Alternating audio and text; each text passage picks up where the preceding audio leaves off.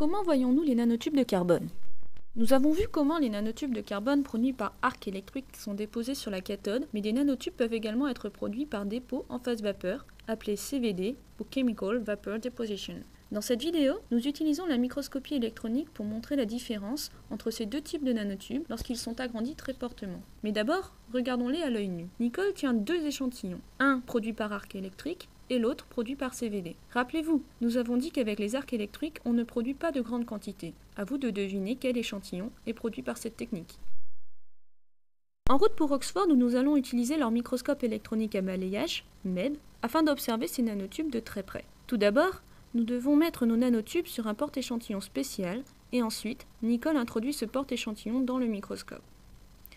Nous pouvons voir l'échantillon grâce à une caméra qui se trouve à l'intérieur du microscope.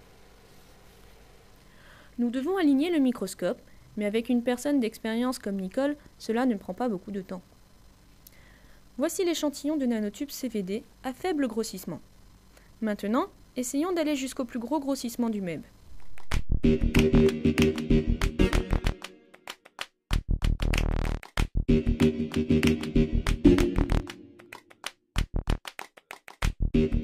Nous pouvons distinguer les nanotubes individuellement.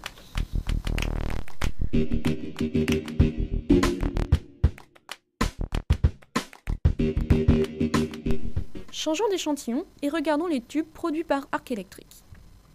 À faible grossissement, nous pouvons déjà observer que la méthode par arc électrique produit d'autres formes de carbone en même temps que les nanotubes. Maintenant, zoomons pour trouver les nanotubes individuels.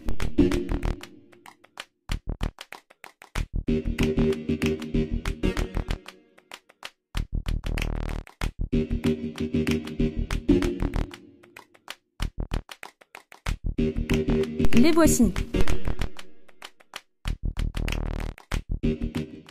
Maintenant, nous allons utiliser un microscope avec une résolution encore meilleure, le microscope électronique à transmission, le MET. La résolution est meilleure et le microscope est plus gros aussi. Il prend presque toute la pièce. Nicole place nos échantillons sur un porte-échantillon approprié et l'introduit dans le microscope.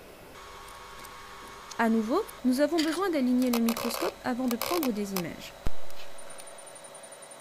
Ces deux images sont un exemple de chaque échantillon. Vous pouvez voir comme les tubes produits par arc électrique sont beaucoup plus droits et plus parfaits. Par contre, les nanotubes CVD sont plus ondulés parce qu'ils comportent beaucoup de défauts dans leurs parois. J'espère que c'était clair et que vous avez pu voir que les différentes techniques de production donnent des échantillons de qualité très différentes, avec des nanotubes comportant des structures différentes. Nicole nous a donné une belle comparaison. Les nanotubes sont comme des spaghettis. Produits par arc électrique, ils ressemblent à des spaghettis non cuits, tandis que les nanotubes CVD ont l'air d'être cuits.